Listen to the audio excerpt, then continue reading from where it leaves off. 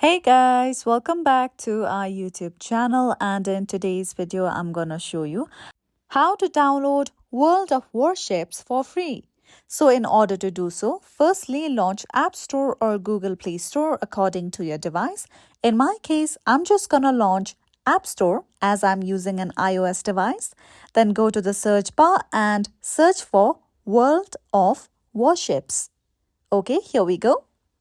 Now tap on the application that is on top.